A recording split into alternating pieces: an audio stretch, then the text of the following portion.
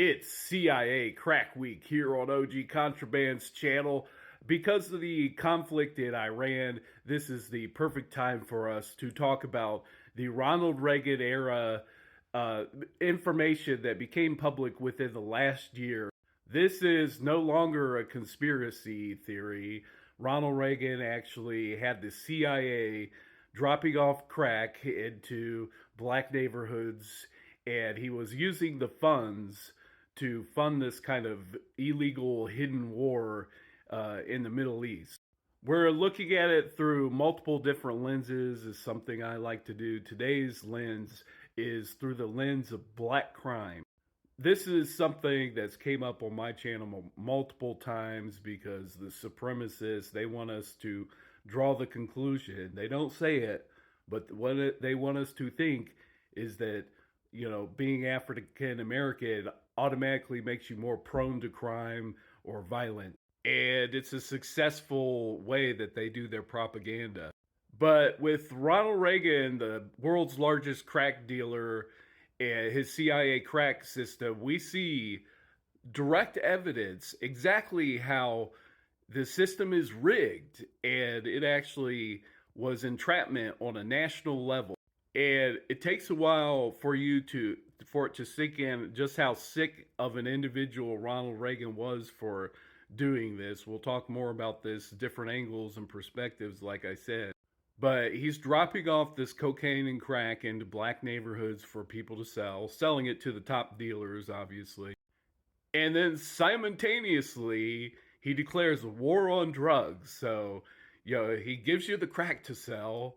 And then if you sell too much of it, because we can't have people in the black community becoming multimillionaires, then you get arrested. And there's probably tons of people across America who are still in jail for selling crack that really came from Ronald Reagan.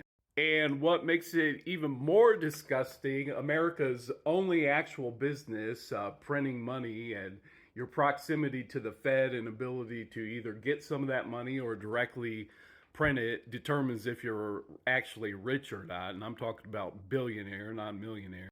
This system, you don't see one black or Latino person that has the ability to print money at the Fed. They have their own huge bank and, can give out $100 million loan.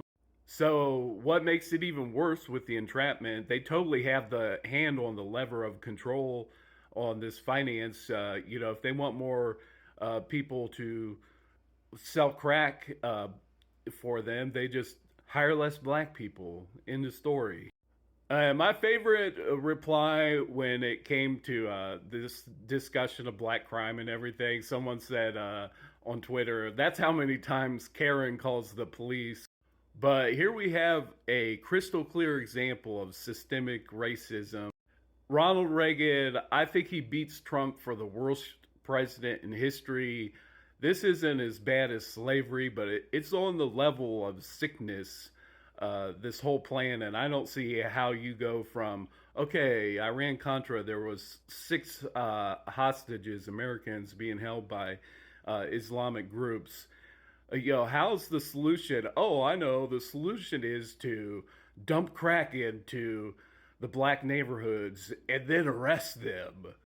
Since I learned about this, that this thing was real and not just something in the movies, it's taken me a while to process just how sick this whole thing really was. And it's just disgusting that Ronald Reagan got to live out the end of his life not in prison when he is the largest crack dealer in the world and cocaine dealer, got so many people hooked on cocaine and crack in America, not just black people either, other, plenty of white people too got hooked on it, although I feel like the black neighborhoods were targeted, and we could see that with the CIA hip-hop music. So in my mind, Reagan is the worst president we've seen. He was willing to get so many Americans ruin their lives with drugs when supposedly the original problem was we got 6 hostages.